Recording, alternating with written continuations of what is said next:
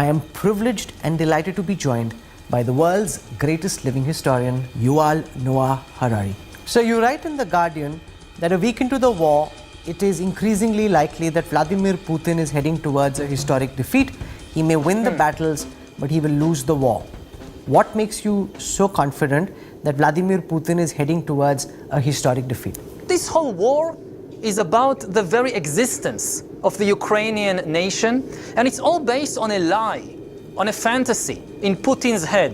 Putin believes that the Ukrainian nation doesn't really exist.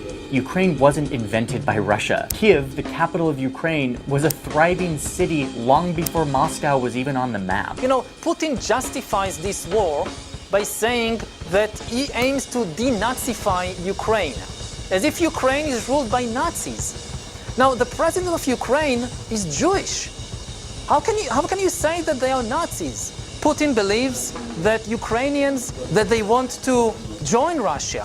He believed that the minute the Russian army invades, Zelensky will fly, the Ukrainian army will surrender, and the Ukrainian people will throw flowers on the Russian tanks. And he was completely wrong.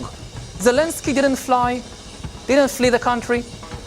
The Ukrainian army is fighting like hell, and the Ukrainian people is throwing Molotov cocktails on the Russian tanks, not flowers. You see people fighting with their bare hands, trying to stop a tank. The images, the stories coming out of Ukraine kind of electrified the whole world. Ukraine is a very real nation fighting for its survival. It's my city, it's my hometown, it's my homeland, it's my country, and I'm not the one who should leave. The Russians are the one who should leave. Meanwhile, back home in Russia, they've now seen the imagery from the ground. They now see that Putin's story justifying this invasion is total BS. Putin is either a liar or a mad person. It isn't the war of the Russian people. They don't want it. There is just one person in the whole world that wants this war, and this is Putin. And Russian citizens are suffering from it. But Putin doesn't seem to care about it. He doesn't care about the welfare, certainly not of the Ukrainians, but not even of the Russians. And you know, people talk about the security interests of Russia. Nobody was threatening Russia. You know, the Germans were not about to invade, the French were not about to invade. It was his decision. If Putin succeeds, we will see defense budgets around the whole world skyrocket. We already saw Germany doubling its military budget in a day.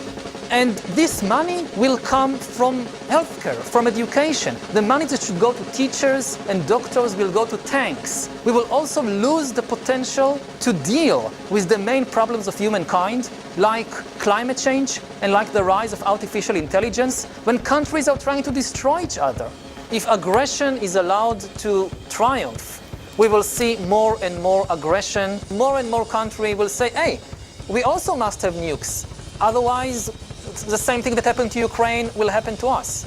And as there are more and more fingers on the button of the nuclear weapons, the chances increase that somebody somewhere will press it, and it will be the end of human civilization.